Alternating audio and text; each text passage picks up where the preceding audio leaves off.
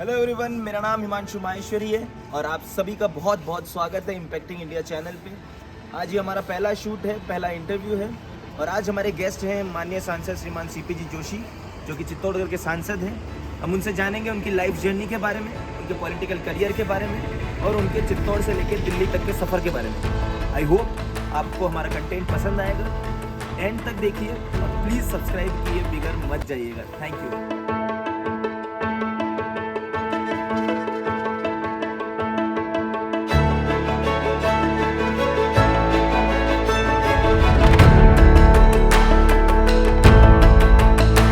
Thank you very much sir. सुबह सुबह किले पे आपने हमें टाइम दिया। कैसा लग रहा है? सबसे पहले तो ये बताया। देखिए, यहाँ पे आना ही अपने आप में एक नई ऊर्जा देता है। हाँ हाँ हाँ। क्योंकि एक ऐतिहासिक किला है जहाँ हमारा मेवाड़ का एक गौरवशाली इतिहास यहाँ से जुड़ा है। वीरता और शौर्यता की गाथाएं यहाँ देश नहीं दुनिया में गाई जाती है।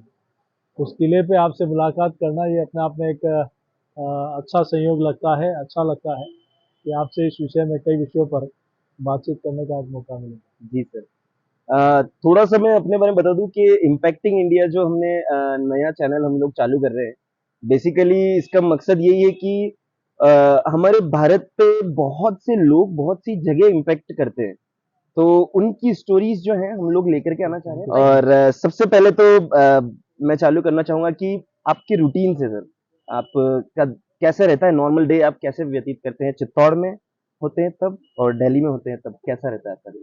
देखिए, जनरली मेरा रूटीन अभी प्रेजेंट में देखें तो मैं जिस तारीख को निकलता हूँ उस तारीख को घर नहीं पहुँच पाता। ओके। जनरली डेट चेंज हो जाती, 12-1-2 के आसपास घर पहुँचना होता है। क्योंकि पार्लियामेंट्री कॉन्स्टिट्यूंसी का जोग्राफिकल देखें तो बहुत बड़ा एरिया है, जी। तो जनरली सुबह निकलते हैं, रात तक आना होता है। लेकिन फिर भी मेरा प्रयास ये रहता है कि सुबह 8:30 से 9 के बीच में मैं सुबह खाना खा के घर से फिर से निकल जाता हूँ अपने क्षेत्र में प्रवास के लिए। और प्रयास करता हूँ कि सवेरे उठ के थोड़ी देर योगा कर लूँ, एक्सरसाइज कर लूँ। ओके। ये मेरे तो बट यहाँ रेगुलर नहीं हो पाता। अच्छा। लेकिन दिल्ली में रहता हूँ, दिल्ली रहता हूँ तो सुबह थोड़ी देर मॉर्निंग वॉक करके योगा हो जाता है, थोड़ा मिल जाता है। दिल्ली की बात निकली है, कुछ बदलाव है वहाँ के वातावरण में? सुनने में आता है हमें पॉल्यूशन बहुत ज्यादा है, खैर पॉपुलेशन भी है ही है, तो वो नजर आता है यहाँ पे और वहाँ पे कुछ इन्वायरमेंट में, कुछ आपको ऐसा लगता है? हाँ, डेफिनेटली। चूंकि यहाँ और वहाँ में देखें, तुलना करें तो यहाँ थोड़ा वातावरण शुद्ध है और जिस जगह बैठे हैं वहाँ तो और अच्छा है। लेकिन दिल्ली में थोड़ा पॉल्यूशन यहाँ की तुलना में थोड़ा ज़्यादा है। लेकिन फिर भी चूंकि वहाँ जाना है, एक जीवन का हिस्सा है, तो फिर भी प्रयास करते हैं कि सुबह थोड़ी देर मॉर्निंग वॉक कर लें, एक्सरसाइज कर लें। और कभी कभी कोशिश करता हूँ शाम को, हमारे एक मंत्री महोदय अर्जुन मेघवाल जी, उनके घर पे एक कोर्ट बना हुआ है बैडमिंटन का। ओके। तो रेयर कभी मूड बनता है तो वहाँ बैडमिंटन खेलने भी चले जाते हैं। अच्छा, तो स्पोर्ट्स में ही मतलब रुचि रखते हैं। आपने वो देखा कि अभी जो हुआ था फुटबॉल का वर्ल्ड कप, आपने देखा था? योगी जी का तो हमको पता है कि उन्होंने देखा था, आपने देखा क्या? मैंने दुनिया देश के कई लोगों ने देखा था हाँ। और बहुत रोमांचक था। देखा आपने? पूरा मैच देखा था? फाइनल पूरा तो नहीं देखा, बट मैंने फाइनल तो इतना रोमांचकारी मैच था जिसकी एक्चुअली सब लोगों ने दिल की किसको सपोर्ट धड़कनें कर रहे बढ़ा थे दी। आप? मेसी को? मेसी, खैर वो तो मेसी हीरो बन गया दुनिया में। एक्चुअली युवाओं में एक्चुअली काफी ये बहस रहती है कि CR7 मतलब क्रिस्टियानो रोनाल्डो अच्छा है या मेसी अच्छा है, कि ग्रेटेस्ट ऑफ ऑल टाइम कौन है, ये करके भी बहुत बहस रहती है फुटबॉल को लेकर के, आई थिंक। पर पता नहीं क्या रीजन है, हम लोग तो यही सोचते हैं कि युवा के तौर पे कि इंडिया में क्यों फुटबॉल अभी भी इतना प्रचलन में नहीं है। खैर क्रिकेट में अगर वो ये बात, अगर हम क्रिकेट ही करें तो काफी अच्छा है, हम लोग कर रहे हैं, बट फुटबॉल जनरली इंडिया में, भारत में जी हॉकी एक हाँ, बहुत हॉकी बड़ा बिल्कुल बिल्कुल। गेम और हाँ हाँ हाँ, ग्रामीण लेवल तक, गांव तक बिल्कुल इस बिल्कुल बिल्कुल। खेल की बड़ी। और हम लोगों ने देखा है कि मेजर ध्यानचंद, हम्म। जिन्होंने दुनिया में अपना नाम हम्म। इवन उस समय तो उनकी हॉकी भी चेक की गई थी हाँ, एक कि बार कुछ कहीं इंसिडेंट, इसमें कुछ है हाँ तो है नहीं। तो नहीं, हाँ हाँ हाँ। तो इस प्रकार वास्तव में जादूगर थे वो। और हम्म। बॉल इसीलिए चेक किया गया कि ये बॉल इनकी स्टिक से चिपकी हुई कैसे रहती है। हाँ एक्चुअली। निश्चित रूप से आज इसीलिए देश उनको बहुत बड़े सम्मान के साथ देखता है। सर मैं यहाँ से आपको वापस से ले जा रहा हूँ फैमिली के ऊपर। कुछ बताइए अपने परिवार के बारे में। हम लोग काफी आपकी पर्सनल लाइफ आपने बहुत कम आपने शेयर करी कभी भी। फैमिली के बारे में बताइए, कौन कौन है आपकी फैमिली में? देखिए परिवार में मेरा दुर्भाग्य है कि पिताजी बहुत जल्दी जब मैं कॉलेज में था तो वो हमें छोड़ के चले गए। अ, बड़े पिताजी भी हमारे नहीं रहे, लेकिन मेरे अंकल हैं, दो बड़े भाई हैं, मेरी बहनें हैं, मेरे बेटा और एक बेटी है। बेटी 11 में पढ़ती है, बेटा सेकंड में पढ़ता है। वाइफ पत्नी हाउस वाइफ है, घर को देखती है। माता जी मेरे उठते ही मेरा रूटीन में रहता है कि मैं अपने माँ का आशीर्वाद लेके घर से निकलता हूँ। ओके। और उनके दिए हुए संस्कार, उनके दिए हुए शिक्षा, उनके संस्कारों की वजह से आज हम लोग जो कुछ कर पा रहे हैं उसमें उनका बड़ा अहम रोल है कि माताजी और पिताजी ने हमेशा ऐसे संस्कार दिए कि हम लोग सबको अपना एक परिवार का हिस्सा मानकर, सबका सम्मान करके, आदर करके हम कैसे लोगों को अपना बना सकें, कैसे लोगों का इज्जत कर सकें, ये हमेशा से भाव उनसे मिला। ओके। तो लेकिन जैसे फिर आप भी मैं अपनी फैमिली को मिस करता हूँ सांसद बनने के बाद। एग्जैक्टली मैं उसी बात पे आने वाला था कि जिलाध्यक्ष रहा और उसके बाद पार्टी सांसद बनने के बाद जी जी। बच्चे कब बड़े हो गए पता नहीं लगा। और आप देखिए कि मैं रात को जब घर जाता हूँ तो बच्चे सो जाते हैं और सुबह वो स्कूल निकल जाते हैं। तो आप मिस करते हैं बीइंग विद देम, एक बार तो बेटे प्लेइंग ने विद कहा कि देम। पापा आपको संडे की वो छुट्टी नहीं होती क्या? हाँ। तो कई बार रहता है कि मैं फैमिली के साथ जस्टिस न्याय नहीं कर पा रहा हूँ, लेकिन हम्म। फिर भी एक छोटे परिवार को कम समय दे पा रहा हूँ, लेकिन एक बड़े परिवार को ज़्यादा समय दे पा रहा हूँ, ये एक सेटिस्फेक्शन है। और उनको भी कहीं मलाल नहीं होता कि नहीं पापा आज वो भी देखते हैं कि उनके मन में भी होता है कि नहीं आप इस क्षेत्र के लिए, जनता के लिए बहुत कुछ कर रहे हैं। They must be proud. बच्चों की से बात हुई है, काफी लोग हमें सुनेंगे कि बच्चे बच्चों से आप क्या एक्सपेक्टेशंस रखते हैं एज इन आपके बच्चों से? और जनरली भी अगर हम बात करें तो पेरेंट्स को भी अपने बच्चों से आजकल किस तरह की उम्मीदें रखनी चाहिए या किस फील्ड में उन्हें भेजना चाहिए? ये बहुत बड़े एक प्रश्न है जो शायद काफी लोग जानना चाहेंगे इस बारे में कि देखिए as a member of parliament आपके पास लॉ बदलने का भी आपके पास पावर है, और साथ ही शिक्षा की बात करें, स्पोर्ट्स की बात करें, बच्चों को कैसे हम प्रभाव डालें, बच्चों को कैसे हम देखिए हैंडल हम करें? प्रयास करते हैं कि बच्चे जैसे हमारे माता पिता ने जो संस्कार दिए वही संस्कार, बड़ों का सम्मान करना, परिवार में सब लोगों का सुबह उठ के आशीर्वाद लेना, सब लोगों को भगवान की पूजा करना, जो हमें संस्कार मिले हैं हमारे धर्म और राष्ट्र के लिए, वो संस्कार बच्चों में आए। जो संस्कार हमारे माता पिता ने दिए वो बच्चों में भी आए। वो हमेशा बड़ों का आदर करें, संस्कारित बनकर रहें, एक आदर्श जीवन जिए। लेकिन हमने कभी प्रेशर नहीं किया कि आपको ये करना है, वो नहीं करना। लेकिन उनको जब परिवार के बड़े लोग करते हैं तो वो नेचुरली उनमें कहीं न कहीं वो गुण आ जाते हैं। जी जी अगर उसे कॉलेज में आते ही हमारे मन में था कि क्योंकि मैं ग्रामीण पृष्ठभूमि का था, जी। तो उस समय रैगिंग और ये बड़ी चलती थी, तो मैं उन हम्म। लोगों को सबके साथ खड़ा रहता था, किसी के ओके। साथ गलत नहीं हो। हाँ हाँ और हाँ हम हाँ। लोग फॉर्म जमा कराने से लेकर कोई भी प्रॉब्लम आती थी हम्म। ग्रामीण छात्रों को, तो हम्म। उनके लिए मैं हमेशा उनके साथ खड़ा रहता था। ओके। तो मुझे पता ही नहीं लगा कि मैं कब क्लास रिप्रेजेंटेटिव बन गया, मैं वाइस प्रेसिडेंट बन गया, प्रेसिडेंट बन गया। मुझे अच्छा। कोई आभास नहीं हुआ। सब लोगों ने मिलकर मुझे यहाँ तक पहुँचाने का काम किया। और कॉलेज टाइम में मैंने प्रयास ये हमेशा किया कि हम कोई गुरु का सम्मान हम उस समय भी करते थे। कभी किसी शिक्षक के साथ, प्राचार्य के साथ हमने जी। कोई अव्यवहार नहीं किया, उनके सम्मान में कोई कमी नहीं आने दी। हमारी मांगे थी तो हमने हमारी हमारी मांग को वहाँ ले जाकर वहाँ तक पहुँचाने का काम जरूर किया, लेकिन कोई हड़तालें करना, हुड़दंग करना, ऐसा कुछ हमने, और किसी शिक्षक के साथ अव्यवहार करना, ये हमने उस समय भी नहीं किया। और इसी का परिणाम रहा कि उस समय हमने जो हमारी जो डिमांड्स थी, मैक्सिमम उस समय डिमांड्स पूरी हुई। उस कार्यका कालखंड में मैं जब कॉलेज प्रेसिडेंट था, जी। जनरली एक दिन का एनुअल फंक्शन हुआ करता था, हमने 3 दिन का किया। हमने ओके। सब लोगों को मौका दिया, आपने स्पोर्ट्स पूरा में एक इवेंट बना दिया इवेंट उसको। बनाया उसको, और स्पोर्ट्स में भी कई एक्टिविटीज कराई हम लोगों ने, ओके। तो लोगों ने बहुत अप्रिशिएट किया।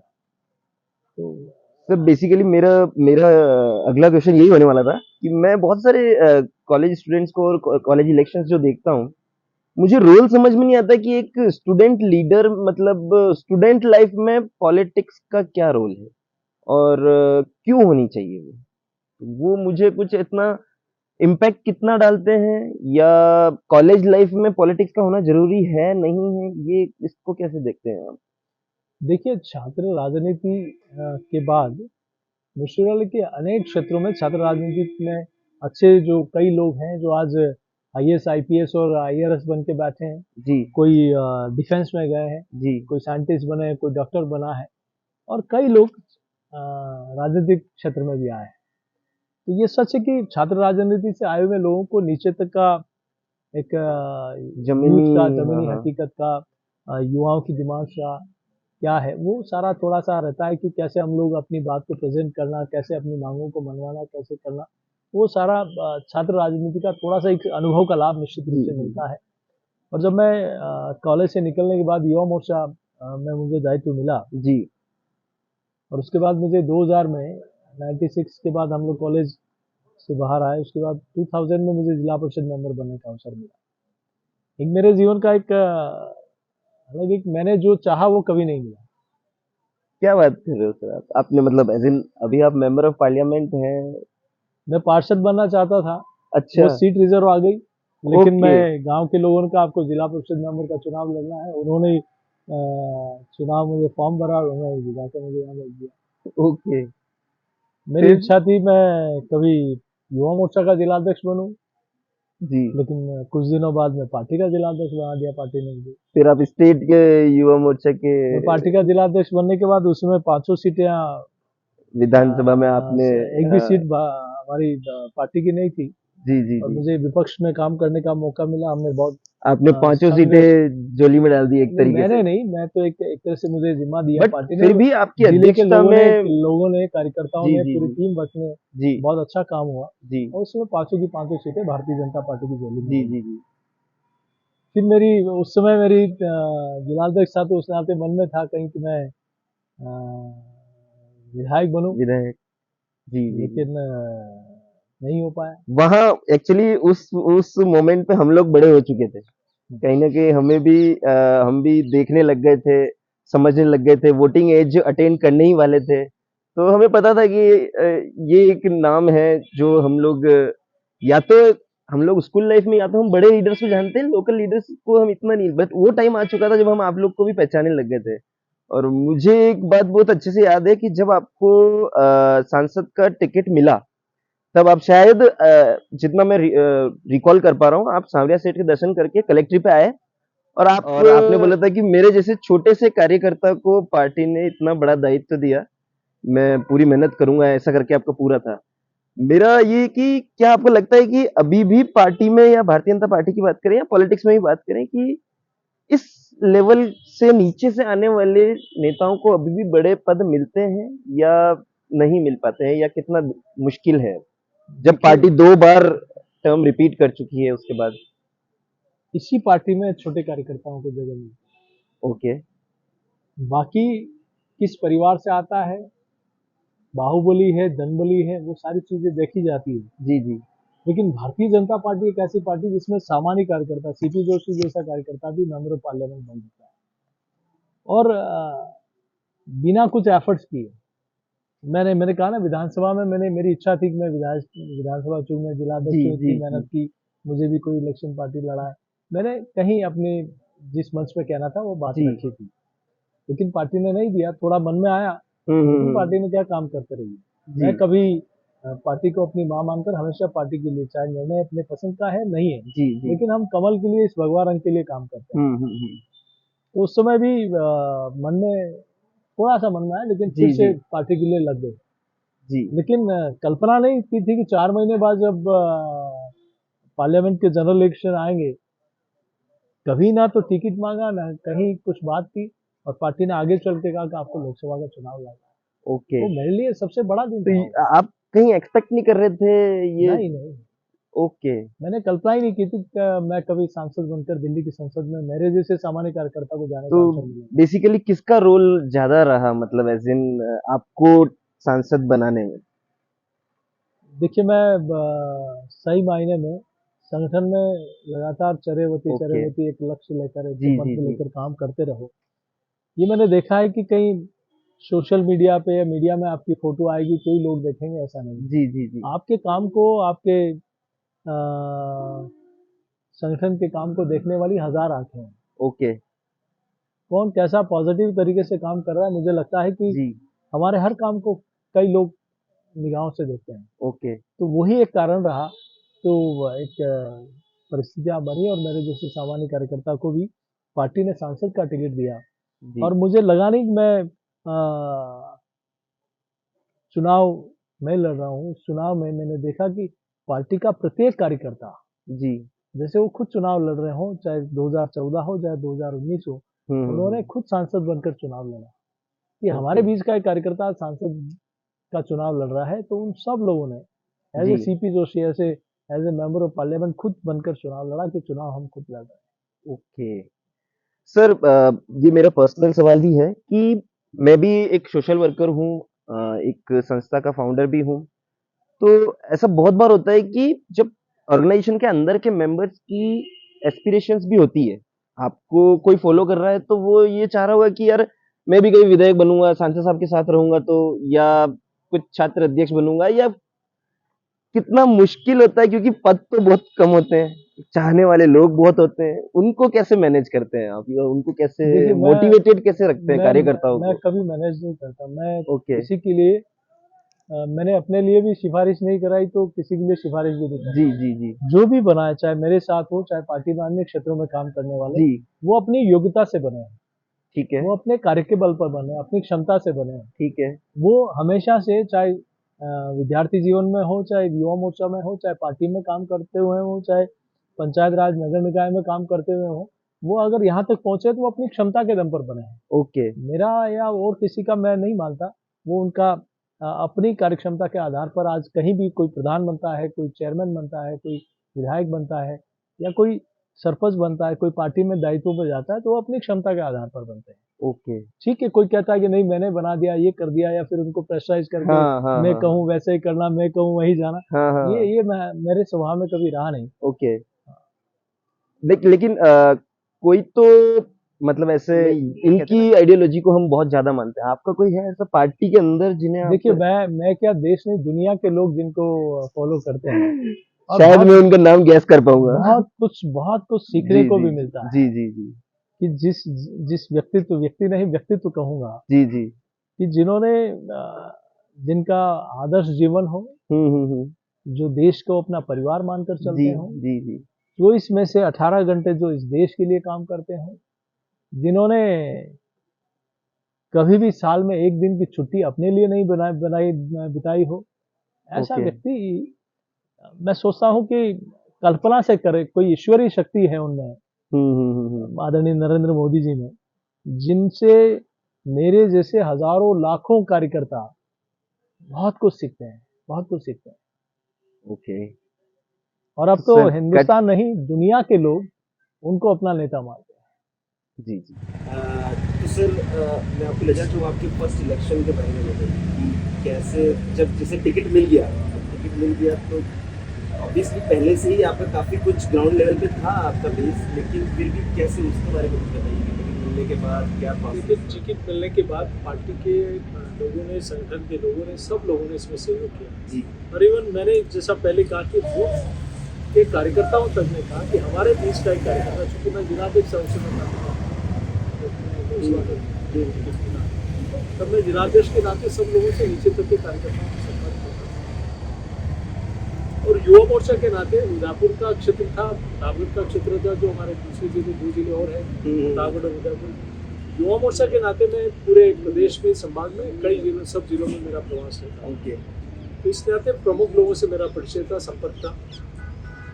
तो सब लोगों के मन में यही था कि हमारे बीच का एक साथी आप चुनाव लड़ें। उन्होंने एक तरह से, मैं चुनाव नहीं लड़ा, कहा क्या व्यवस्था हो रही है, कौन विचार सामग्री का काम देख रहा है, कौन कार्यालय का काम देख रहा है, कौन ऑफिस मैनेजमेंट का काम देख रहा है, कौन गाड़ियों की व्यवस्था देख रहा है, कौन कैसे मीटिंग ऑर्गेनाइज करानी है। ये सब लोग ने स्वतः ही अपने जिम्मेदारियों को निभाया और उस काम को आगे बढ़ाया। सर, एक बहुत ही कम बात होती है जिसपे, वो होती है जो इलेक्शंस के जो खर्चा होता है, तो उस पर कभी ऐसे खुल के बात नहीं हो पाती कि मतलब अगर आप मुझे भी पूछेंगे, मैं इतना एक्टिव हूँ सोशल मीडिया वगैरह सब तरफ, तो भी मुझे कुछ आइडिया नहीं लग पाता है कि एक इंसान के पास कितना पैसा होना चाहिए अगर उसे इलेक्शन लड़ना है, तो सांसद के इलेक्शन लड़ना है तो उसके पास कितना पैसा होना चाहिए। देखिए, मुझे दोनों चुनाव लोगों ने वोट भी दिए जी। और पैसा भी एक तरह से होता है। Okay, public donation.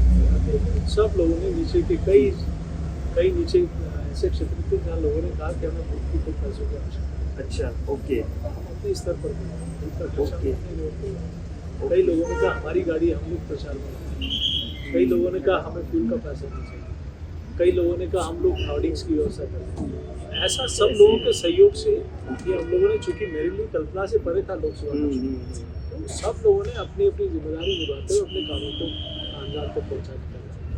मतलब क्या है, मतलब अगर सब जने साथ हो तो एक हम्बल बैकग्राउंड से, मध्यम वर्ग से आने वाला भी कोई सांसद बन सकता है। क्योंकि टीम वर्क जहाँ होता है, यहाँ सब लोगों का सहयोग भी मिलता है, सब लोगों का आशीर्वाद भी मिलता है, सब लोगों की दुआएं भी मिलती हैं, और इसी के कारण हम लोग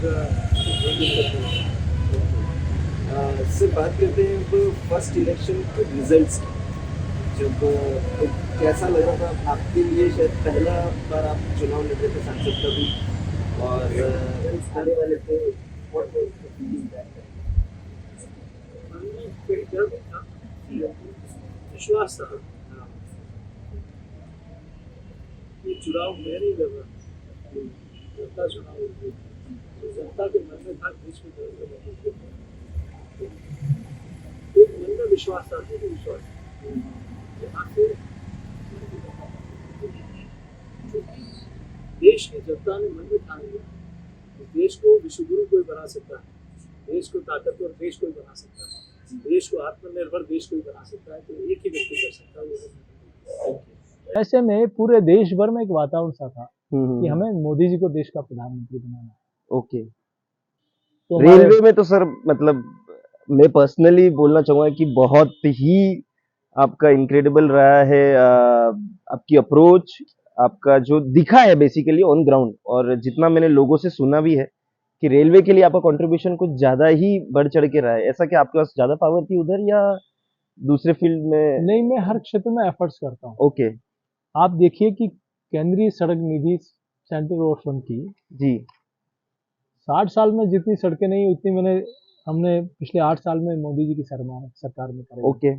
आदरणीय गडकरी साहब का विशेष उसमें सहयोग रहा है। 60 साल में जितने केंद्रीय विद्यालय खुले उतने हमने 8 साल में कराए। ओके। 60 साल में जितने नवोदय थे उतने 8 साल में कराए। 60 साल में एक भी पासपोर्ट ऑफिस नहीं था, हमने उदयपुर, चित्तौड़ और प्रतापगढ़ में कराया। और जी। प्रतापगढ़ एक ऐसा एग्जाम्पल है देश का जहाँ उप मुख्य डाकघर पर भी हमने पासपोर्ट ऑफिस खुला। ओके। ओके। मेडिकल कॉलेज के लिए हम लोगों ने संघर्ष किया। इवन आप ये देखेंगे इस दौर में हमारा इंडोर स्टेडियम के लिए हो, यस यस। चाहे एयरपोर्ट पे, मैं एमपी बना तब 4-5 फ्लाइट चलती थी जी, जी, जी। एयरपोर्ट से, मैं उसका चेयरमैन भी हुआ। आज की तारीख में 24 फ्लाइट चल रही है उधर से। हम बहुत जल्दी कोशिश कर रहे हैं कि हम लोग वहाँ इंटरनेशनल एयरपोर्ट उसको घोषित करें। जी जी जी। इसके अलावा ये पहला लोकसभा क्षेत्र होगा चित्तौड़ का जहाँ गेज कन्वर्जन भी, ब्रॉड गेज का काम भी हुआ है। ओके। न्यू रेलवे लाइन भी सैंक्शन हुई है, डबलिंग भी हुआ है, इलेक्ट्रिफिकेशन भी हुआ है, और एक नहीं अनेक ट्रेनें भी यहाँ चली। ये फर्स्ट पार्लियामेंट सेगमेंट होगा जहाँ पिछले कई दशक बाद नई रेलवे लाइन सैंक्शन हुई चित्तौड़ कॉन्स्टिट्यूंसी में। ओके। सर, मतलब ये मिथ कह सकते हैं या सच्चाई है, ये तो आप ही बताएंगे कि पार्लियामेंटेरियंस को जितने भी सांसद हैं उनको बहुत सी सुविधाएं मिलती है। उनको वहाँ पे बहुत ही सस्ता खाना मिलता है, सस्ती फ्लाइट्स मिलती है।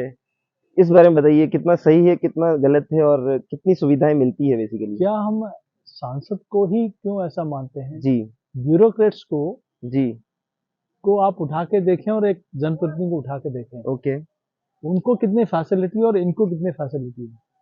मैं सुविधाओं की बात नहीं करता, जी, लेकिन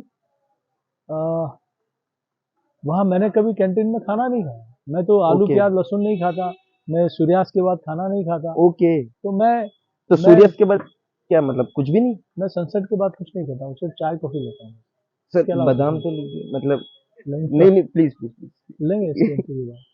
तो हमको मैंने बताया गया था आपकी टीम ने कि आप कुछ खाते नहीं है, तो इसलिए हमने सोचा कि चलिए ठीक है, बादाम तो हमने सर हमने लेंगे। कभी वहाँ कैंटीन का उपयोग नहीं किया। अच्छा, मैं मैक्सिमम ट्रेन से सफर करता हूँ, कि इससे अच्छा, क्योंकि मैं शाम को यहाँ बैठता हूँ, सुबह वहाँ उतर जाता हूँ, ओवरनाइट जर्नी ओके, हो जाती है। ओके। वहाँ शाम को बैठते हैं, सवेरे यहाँ आ जाते हैं। हुँ। तो मुझे नहीं लगता कि इस प्रकार का ऐसा कोई वो है कि एमपीज को कोई फ्री में वहाँ कुछ मिलता है। आज वहाँ इलेक्ट्रिक जो पानी और बिजली का है, वो भी एक फिक्स यूनिट है, उसके बाद उसको पे करना पड़ता है सांसद को। Okay, okay. तो आज हमारे यहाँ के भी कई लोग वहाँ आते हैं, तो हम लोग वहाँ, क्योंकि मैं ये सरकारी है, अस्थायी निवास है, जनता का दिया हुआ निवास है, जी, पार्टी जी, का दिया जी। हुआ निवास है, जी, जी। तो ये सबके लिए है। ओके। तो मैं वहाँ वहाँ भी सब लोगों के लिए सुविधा हो, इस प्रकार के हम लोग प्रयास करते हैं। हुँ। सर अब बात निकली है तो मैं ये बताना चाहूँगा जैसे जितने भी नॉर्मल मध्यम वर्गीय जो भी घर होते हैं, उसमें हस्बैंड कमा के लाता है और वाइफ को एक पर्टिकुलर अमाउंट देता है, उसमें वो घर चलता है। तो आपका कैसा है? मतलब आप मैम को लाके देते हैं, वो चलाते हैं या बजट होता है? कैसे आपके घर पर कैसे होता है ये चीज़ें? कैसे मैनेज होता है? देखिए, मैं अपनी सैलरी में से पैसा बचाने का प्रयास करता हूँ। ओके, फिर कुछ 15 दिन सरकारी गाड़ी मिलती है, चूँकि आप जैसे कह रहे हैं ना कि सुविधा, जी। बाकी लोगों को एक नई गाड़ियाँ मिलती है, लग्ज़री गाड़ी मिलती है, मुझे जी, एक तवेरा गाड़ी मिली हुई है। ओके। मैं उसका, चूँकि मुझे मुझे कहीं उस फ्यूल में, मैं आज हुँ। मेरी गाड़ी लेके घूमूँगा तो वो पैसा फ्यूल में जाएगा। जी। मैं उस गाड़ी का उपयोग करता हूँ। 15 दिनों हुँ। 15 दिन का मेरा जो फ्यूल का पैसा बचेगा, मैं कैसे घर का इंतज़ाम, कैसे मेरा स्टाफ होगा, उन सारा चीज़ों का समायोजन करके जी। घर चलाने का हम लोग प्रयास करते हैं। ओके। तो कभी मैम ऐसी शिकायत करती है कि आप टाइम नहीं देते या हालाँकि अगर कोई आप जितना बड़ा लीडर बन चुका है तो उनमें फैमिली का कंट्रीब्यूशन बहुत रहता ही है। बट फिर भी एक्सपेक्टेशंस रहती है कि कभी सब्जी लेने गए हों उनके साथ या ऐसा कुछ सांसद बनने के बाद कभी मौका मिला? ये सब्ज़ी और ये लेने तो पहले भी नहीं मिला, और अभी अच्छा पिछले पहले 7 रुपए बाद में भी नहीं मिला। और कौन-सी हॉबीज़ सर आप रखते हैं देखिए, मेरे मतलब? परिवार का बहुत बड़ा सहयोग है। जी। चाहे मेरे भाई हों, मेरे बाकी परिवार के सब लोग सदस्य हों, सामाजिक कार्यक्रम है और कार्यक्रम है, तो मुझे उन लोगों के सहयोग, वो सब लोग अटेंड कर लेते हैं, मैं नहीं जी। जाता हूँ तो भी चलता जी। है। हाँ। इसके अलावा परिवार में कभी ऐसा नहीं, मेरी वाइफ, बच्चे, माताजी कभी नहीं कहा कि बेटा क्यों इतना बाहर रहते हो। ये ज़रूर कहते हैं कि इतना रात दिन दौड़ते हो तो अपने स्वास्थ्य की चिंता किया स्वास्थ्य को करो। लेकर के। तो ये ज़रूर रहता है कि मैं मिस करता हूँ, ओके, लेकिन उन्होंने कभी, अगर ऐसा रोज़ चिड़चिड़ापन होता तो शायद हम लोग ठीक से सही बात क्षेत्रीय है। जनता के साथ काम ऑब्वियसली। भी नहीं कर पाते। यस। तो उनका सहयोग निश्चित रूप से अतुलनीय है। तो सर हॉबीज़ की बात कर रहे थे हम लोग, कुछ हॉबीज़ जो आपने अभी तक जैसे हमने सुना है कि आपको बुलेट का काफ़ी शौक रहा है, यूथ एज से ही, तो अभी भी आप चलाते हैं कभी बुलेट वगैरह ऐसा हाँ, कुछ? मुझे बड़ा शौक है। मैं स्कूल टाइम से ही मैंने बुलेट थी मेरे पास। ओके, तो कुछ याद है कौन-सा मॉडल था क्या? मेरे जन्म से पहले की थी बुलेट वो, मेरे परिवार ओके, में। मेरा बर्थ नहीं हुआ उससे पहले से वो परिवार में बुलेट थी। अच्छा। तो उस बुलेट को उसे भी मेरे धरोहर बोल सकते हैं मतलब। मेरे मेरे ताऊजी खूब चलाते थे बुलेट अच्छा। को। तो बुलेट मैंने बहुत लंबे समय तक चलाई, और हुँ। आज भी जब तिरंगा यात्रा निकली तो मैं हर एक्चुअली कॉन्स्टिट्यूंसी में, तिरंगा यात्रा में ही हमने आपको बुलेट मैंने पे हाँ। लोकसभा क्षेत्र में जब निकाली थी माननीय प्रधानमंत्री जी के निर्देश पर, जी। तो मैंने बुलेट पे, और मैंने खुद ड्राइव किया, मैं पीछे नहीं बैठा। ओके। ऐसा नहीं किया कि युवा हूँ, आप बाइक पे चलो, मैं कार में आ रहा हूँ। मैंने हुँ। खुद बुलेट, चाहे तेज गर्मी थी, तेज जी, बारिश थी, जी। उसमें भी हम लोगों ने बुलेट पे ओके, तिरंगा यात्रा की थी, और लोगों ओके। में उत्साह था, युवाओं में उत्साह था, देखने लायक। हाँ। एक पर्सनल सवाल सर ये भी है कि जो यंगस्टर्स हैं वो कहीं ना कहीं वेस्टर्न कल्चर की तरफ डाइवर्ट हो रहे हैं और उन्हें देश के प्रति या कुछ भी सुझाव दिया जाए या उन्हें देश के प्रति देश प्रेम के प्रति उनकी कुछ भी बात की जाए तो वो अपने आप को बैकवर्ड समझते हैं। आपको ऐसा लगता है कि युवाओं में कहीं ना कहीं देशभक्ति की कमी आ रही है या फिर वो इतने सीरियस नहीं रहे हैं इस इश्यू को लेकर के? नहीं, परिवर्तन आया है। ओके। आज वो समय था जब लोग निश्चित रूप से आप इंडियन कल्चर को छोड़ के वेस्टर्न कल्चर की तरफ जा रहे थे। जी जी लेकिन आज दुनिया हिंदुस्तान का कल्चर अपना रही है, इंडियन कल्चर को एडॉप्ट कर रही है। आज योगा हिंदुस्तान का दुनिया के लोग उसको स्वीकार कर रहे हैं। आज प्रधानमंत्री जी के नेतृत्व में योग के साथ हम सोलर एनर्जी में दुनिया का नेतृत्व कर रहे हैं। माननीय प्रधानमंत्री जी के नेतृत्व में हिंदुस्तान नेतृत्व कर रहा है। जी जी जी जी आज कृषि उत्पाद में हो चाहे डेयरी प्रोडक्ट में हो, आज दुनिया का हिंदुस्तान लीडिंग कंट्री बना है। हम लोग मोटे अनाज के को लेकर आज दुनिया ये पूरा देश पूरा वर्ष भर कार्यक्रम बना रही है। तो माननीय प्रधानमंत्री जी के आग्रह के एक पत्र पर यूएनओ ने इसको पूरा मिलिटेंट ईयर मनाने का निर्णय किया। ओके। तो आप देखिए कि कैसे मोटा अनाज हमारे पुरखे मक्का बाजरा और जौ की रोटी खाते थे, आज दुनिया उसको स्वीकार कर रही है। वो वक्त था जब दुनिया को हम अनुसरण करते थे, लेकिन आज वक्त बदला है। हमारे प्रधानमंत्री जी के नेतृत्व में उनके आग्रह पर आज दुनिया उसका अनुसरण कर रही है। ये हम सब लोगों के लिए गर्व की बात है। ये वक्त हमने देखा है जब दुनिया में 20 साल 22 साल 25 साल के बाद कोई टीका आता था, दुनिया में लगकर फिर हिंदुस्तान आता था। लेकिन आज हमें गर्व होता है कि दुनिया के विकसित राष्ट्रों के साथ हिंदुस्तान टीके बनाता है और दुनिया के कई देशों में हिंदुस्तान मदद करता है, पहली बार होता है। ओके। Yes yes yes. ये तो पहले हम लोग किसी देश को कोई कह नहीं सकते थे, लेकिन आज यूक्रेन और रूस का युद्ध देखें जी तो हमारे प्रधानमंत्री जी के आग्रह पर एक फोन पर दोनों देशों ने, दुश्मन देशों ने लड़ाई को बंद कर दिया और हिंदुस्तान के 20,000 विद्यार्थी सुरक्षित हिंदुस्तान लेके आ गए। ये परिवर्तन हुआ है। तो जो कुछ वर्षों में पहले एक प्रकार का एक वातावरण बना था, लेकिन आज फिर से हम अपनी संस्कृति की तरफ लौट रहे हैं।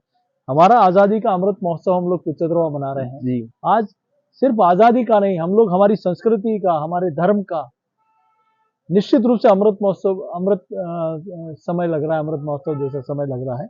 आज हम लोग चाहे सोमनाथ हो, चाहे काशी विश्वनाथ हो, चाहे महालोक उज्जैन हो, जी किस प्रकार से हमारे धार्मिक स्थानों का और धार्मिक स्थानों का अनुसरण और वहां जाना और उनका जीर्णोद्धार होना, ये निश्चित रूप से, क्योंकि ये देश धर्म और संस्कृति का देश रहा है, ये कृषि और ऋषि परंपरा का राष्ट्र रहा है। तो इस देश की आप देखें, आजादी से पहले भी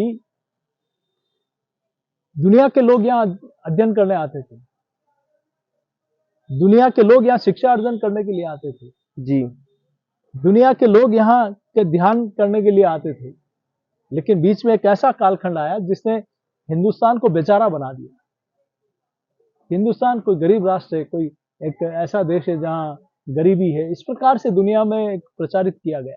लेकिन आज इससे पहले हम लोग उठा के देखें तो हिंदुस्तान, फिर सर बात करें तो अभी भी काफी हमें दूर तक जर्नी डिसाइड करनी है, तय करनी, क्योंकि अभी भी हम लोग हैप्पीनेस इंडेक्स में और बहुत सारे इंडेक्स में नीचे आ रहे हैं। अभी भी शायद हमें काफी क्षेत्र में काम करने की आवश्यकता है। सर आपने मोदी जी की बात करी बीच में, मैं यही जानना चाहूंगा कि आप जैसे मोदी जी से पर्सनली जब भी आप मिलते हैं तो कैसी रहती है उनकी मीटिंग, मतलब आप जब एज अ पर्सन मिल रहे हैं देखिए वो कैसे संबोधित करते हैं आप लोगों से? बहुत एनर्जी मिलती है उनसे, ओके। ऊर्जा मिलती है। जी और कैसे अपने समय का क्या बोलते हो आप, मतलब जैसे मिले उनसे, सपोज मोदी जी सामने बैठे तो आप गए वहां पे और आप कैसे विश करते हो सबसे पहले, वो क्या बोलते हैं फिर आप? देखिए, एक बड़प्पन उनका कि वो कभी धोख नहीं देने देते। ओके। कभी नहीं। और मैं भी क्षेत्र में जाता हूँ तो लोग, कई बुजुर्ग बड़े, सब लोग एक परंपरा रही कि एमपी साहब बड़े नेता आ गए, हाँ, सांसद करके बुजुर्ग लोग भी, मैं जी उनको ये कहता हूँ अपने भगवान के दोग दो या अपने माता पिता के जी दोग दो। जी जी इसके अलावा किसी का दोग देने की आवश्यकता नहीं। तो उस व्यक्तित्व से तो बहुत कुछ सीखने को मिलता है। ओके। और जो तेज, जो ऊर्जा उनके चेहरे में है ना, निश्चित रूप से हम सब लोगों को आकर्षित करती है। और वो अपने एक एक मिनट का एक एक सेकंड का कैसे सदुपयोग करते हैं, ओके। वो कल्पना से परे। हाँ, एक बार मैं किसी प्रोग्राम के लिए जौहर मेले गया, हाँ किले पे बैठे जौहर मेले में इनवाइट करने गया, ओके। बातचीत की मैंने कहा साहब हम्म। क्योंकि उनकी व्यस्तता थी और कार्यक्रम थे। जी जी लेकिन आप देश नहीं दुनिया का इतना बड़ा लीडर, जी जी उस समय रानी पद्मावती को लेकर कुछ इश्यूज खड़े हो गए थे जी, वो और मूवी को लेकर के, मूवी को लेकर और वो अंदर वो ग्लास को हटाने को हटाने को लेकर और लेकर के, यस एक यस। पट्टी का जो पुराना इतिहास लिखा था, तो फिर मैंने प्रयास करके उसमें पुराना इतिहास जो गड़बड़ था उसको हटाकर फिर जी हमारा गौरवशाली इतिहास को अंकित किया। तो उन्होंने कहा आपके वो क्या विवाद चल रहा है किले पे। जी। मैंने इनवाइट करने गया, उन्होंने कहा आपके किले पे वो क्या क्या इशू चल रहा है, वो शॉर्ट आउट हो गया। उनको पता और था, मैं शॉक्ड हो गया, उनको पता था वो बात। मैं शॉक्ड हो गया। दुनिया के इतने बड़े नेता इतने व्यस्त और लीडर चित्तौड़ जैसी और जगह के बारे में, उसकी जानकारी भी उनको है, ये मैं कल्पना से परे। ये तो सर बहुत ही बड़ी बात है, तो मतलब ये प्राउड की ऐसा बात है हम सबके ये लिए, चित्तौड़ के सब लिए। बहुत मतलब कैसे, जी जी जी तो ईश्वरीय शक्ति है उनके पास, जी जी। ईश्वर का आशीर्वाद है उनके साथ। हम्म। तो वो कैसे बहुत एक छोटे से कालखंड में हिंदुस्तान को दुनिया के अग्रिम देशों की गिनती में लाके जी खड़ा जी कर जी। दिया। तो सर, अपोजिशन में कोई ऐसे हैं लीडर्स जिनसे आपकी बहुत अच्छी फ्रेंडशिप, या पार्लियामेंट के अंदर कभी जब भी मिलना होता है उनसे, कोई ऐसा है अपोजिशन कांग्रेस में या किसी पार्टी में? कई लोगों से, चूंकि सेंट्रल हॉल में सब लोग ऑल जी पार्टी के लोग जी आते जी हैं, जी कमिटीज में ऑल पार्टी के मेंबर्स रहते हैं, जी। तो सब लोगों से मिलना होता है, बातचीत होती है, तो वो लोग भी स्वीकार करते हैं ओके। कि पर्सनली जब मिलते होंगे ऐसे वो लोग भी एक्सेप्ट ओपनली तो करते नहीं हैं कि बोलते, बट आपके हाँ। मोदी जी का कोई मुकाबला नहीं। अच्छा, वो पर्सनली लोग तो नहीं आपसे बोल। ना, वो कैसे अपनी पार्टी की हाँ, ये वो बात तो बोल है, पाएंगे, ये लेकिन बात तो वो है। व्यक्ति जब मिलते हैं जी जी तो जी वो कहते हैं कि आपके प्रधानमंत्री जी का कोई मुकाबला नहीं। जी जी जी। हाँ, क्योंकि वो लोग भी तो पर्सनली एक्सपीरियंस करते ही होंगे जब भी मिलते होंगे, तो फिर ओके। सर, आपको सांसद रहते हुए कर्म योद्धा अवार्ड से भी नवाजा गया है, कुछ बताइए सर उस बारे में। देखिए, मैं चाहे क्वेश्चन हो 377 हो, जी चाहे जीरो आवर्स हो, जी जी चाहे डिबेट्स हो, चाहे प्राइवेट मेंबर बिल लाने हो, मैं हमेशा पार्लियामेंट के वहाँ हर एक्टिविटीज़ में मैं पार्टिसिपेट करता हूँ, गतिविधियों में भाग लेता हूँ। और पब्लिक में भी जी। मैं पार्लियामेंट और कमिटीज़ के अलावा कभी दिल्ली एक दिन भी 1 घंटा भी नहीं रुकता हूँ। ओके। कमेटी की मीटिंग में या तो 2 घंटे मीटिंग हुई तो 4 घंटे में जो वापस ट्रेन पकड़नी है, तो 4 घंटे में मेरे क्षेत्र के जितने मंत्रालय में कोई काम पेंडिंग है डेवलपमेंट के, वहाँ उन मंत्रालय के चक्कर लगाता हूँ। मैं सिर्फ माननीय मंत्री महोदय को पत्र देने का काम नहीं करता, मैं उसके बाद नीचे तक हर टेबल पर जाकर उस काम को कैसे जल्दी हम लोग कर सकें, ओके उसको सैंक्शन करा सकें, कैसे क्या बाधा आ रही उसको कैसे निस्तारण कर सकें, मैं अंतिम टेबल तक भी उस काम के लिए जाता हूँ। ओके। तो इसीलिए जो 60 साल में नहीं हो पाया वो पिछले 8 सालों में हुआ है। हम्म। आदरणीय मोदी जी का आशीर्वाद है कि वहाँ भी हम लोग हर चीज में एफर्ट्स करते हैं। फिर यहाँ आने के बाद पार्टी का काम और निचले क्षेत्र में जी लगातार कोई दिन ऐसा नहीं होगा जब मैंने अपने व्यक्तिगत काम के लिए कोई दिन इधर उधर किया हो। मैं लगातार क्षेत्र की जनता के, चाहे सुख में हो चाहे दुख में हो, चाहे जी। पार्टी के प्रवास हो, मैं उन कामों में लगा रहता हूँ। तो उन्हीं कामों को देखते हुए एक कर्म योद्धा का अवार्ड मुझे मिला था। ओके। और सर, आप साउथ कोरिया भी गए थे फॉरेन ट्रिप पे, तो उसके बारे में बताइए कि क्या रीजन था उस ट्रिप का। और मुझे एक सिंपोजियम में भारत का प्रतिनिधित्व करना था, मुझे बोलना था, ओके। लेकिन हम जैसे ही पहुंचे और यहाँ कुछ इश्यूज हो गए थे किसानों अच्छा को लेकर, तो अच्छा मैं अच्छा। तुरंत ही मुझे वापस लौटना वो पड़ा। बिल्स को लेकर वाला, वो नहीं टाइम कुछ की बात है क्या? नहीं, कुछ दूसरा इशू था। अच्छा। फिर अभी मुझे वियतनाम माननीय लोकसभा अध्यक्ष जी के साथ एक डेलीगेशन में वियतनाम जाने का अवसर मिला। ओके, तो ये आपकी कुछ ऑफिशियल विजिट्स रही है। ठीक है। सर, एक और चीज मैं देख रहा हूँ आपके हाथों में रिंग्स काफी आपने पहन रखी है, इनका कुछ बताएंगे इसके बारे में कि क्या मतलब, इनका क्या सेंस है और क्यों पहन रखी है? कुछ अलग अलग मतलब है इनके, या देखिए, कितनी रिंग्स है बेसिकली, दिखाइए तो सर एक बार। 4 रिंग्स है। मैं एक्चुअली ईश्वर को मानता हूँ ओके और एस्ट्रोलॉजी की में भी विश्वास करता हूँ। ओके। क्योंकि मैं कोई बाहुबली नहीं हूँ, मैं कोई धनबली नहीं हूँ, मैं एक जी सामान्य परिवार से हूँ। जी जी तो कहीं स्वास्थ्य को लेकर और अन्य कई चीज़ों में अगर कहीं आपके ग्रह कमजोर है, जी। तो मैं मेरे गुरु के आशीर्वाद से, और मेरे गुरु भी ऐसे हैं जो कभी आप पढ़ते भी हैं इस बारे में, एस्ट्रोलॉजी के बारे में? पढ़ने का समय तो नहीं मिल पाता, लेकिन ओके, वो है ऐसा जो वो कभी किसी से एक पैसा भी नहीं लेते, ओके, और उन्होंने देश के अनेक लोगों के अ, स्वास्थ्य को लेकर और अन्य दिशा दिखाने को जी, लेकर जी, अनेक जी, लोगों को रास्ता दिया है। ओके। सर 10 साल तो ऑलमोस्ट होने आए हैं। मैं आपसे जानना चाहूँगा कि नेक्स्ट 10 इयर्स का क्या विज़न है? पार्टी का नहीं, गवर्नमेंट का नहीं, सीपी जोशी का नेक्स्ट 10 इयर्स का क्या विज़न है? देखिए, मैं पार्टी ने मुझे एक छोटे से कालखंड में जी, संगठन में भी आज प्रदेश उपाध्यक्ष का एक दायित्व मेरे पास मुझे पार्टी ने दिया है। सांसद दूसरी बार मुझे बनने का अवसर पार्टी जी, ने दिया है, यहाँ के लोगों ने आशीर्वाद दिया है। जी, तो मैं ये सोचता हूँ अभी तक जो मिला है मेरी क्षमताओं से बहुत अधिक पार्टी ने और क्षेत्र की जनता ने मुझे दिया, ओके, और आगे भी चाहे मैं सांसद रहूं नहीं रहूं, अन्य किसी पद पर रहूं नहीं रहूं, लेकिन इस क्षेत्र के विकास के लिए, इस क्षेत्र की उन्नति की और कोई प्रगति ऐसे के लिए पर्टिकुलर काम मैं है जो लगातार काम नहीं हो करता पाए रहूंगा। जो आपको लगता है कि नहीं अब मैं करूँगा या करने बाकी रह गए हैं? देखिए, ये कभी रुक नहीं सकता, ये रुक तो नहीं सकता अनवरत है, काम कंटिन्यूइंग है। प्रोसेस है पूरा। लेकिन ये ज़रूर है कि मैं चाहे किसी दायित्व पर रहूं नहीं रहूं, जी, लेकिन इस क्षेत्र की जनता ने जो दिया है जी, वो अविस्मरणीय है। ओके। तो मैं लगातार इस क्षेत्र के डेवलपमेंट के लिए और इस क्षेत्र के विकास कोई के लिए काम पर्सनल करता रहूंगा। एम्बिशंस आगे चल कर के? देखिए, जो काम हुआ क्योंकि है, हम चित्तौड़ की जनता है, हम तो सर बहुत लालची हैं। हम आपको लेकर के बहुत लालची है कि देखिए, हमें आपको बस मैंने अब जिसका हमें कहा कुछ था, बड़ा पद रेलवे मिले में या ऐसा मैं कुछ तो रेलवे में जी, रूट्स में जी, 60 साल में जो नहीं हुआ वो हमने 8 साल में किया। ठीक है। पहली बार चित्तौड़ के एमपीज के कहने पर 4 डाक टिकट भारत सरकार ने दिए, जी, जारी किए। जी, पहली बार हमारे आग्रह पर चित्तौड़ पोर्ट पर डेवलपमेंट के अनेक काम हुए, जी, जिसकी कल्पना से परे हैं। जी, जी, चाहे उसके बाद रेलवे में जो 60 साल में नहीं हुआ काम हुआ जी, है। जी, जी, मेडिकल कॉलेज से लेकर हम लोग देखें तो पासपोर्ट ऑफिस, केंद्रीय विद्यालय, नवोदय विद्यालय, कृषि विज्ञान केंद्र, जी, चाहे एयरपोर्ट्स, फ्लाइट्स, जी, ट्रेन्स, जी, जी। ये सारी चीजें हुई। खेलों में हम इंडोर स्टेडियम की बात करें, चाहे हम लोग एकलव्य मॉडल स्कूल की बात करें, चाहे टीएसपी क्षेत्र की बात जी, करें, जी, ऐसे अनेक काम हुए जो कल्पना से परे थे, और ओके, आगे भी ईश्वर ने चाहा तो और इसमें और नए आयाम स्थापित करें। ओके।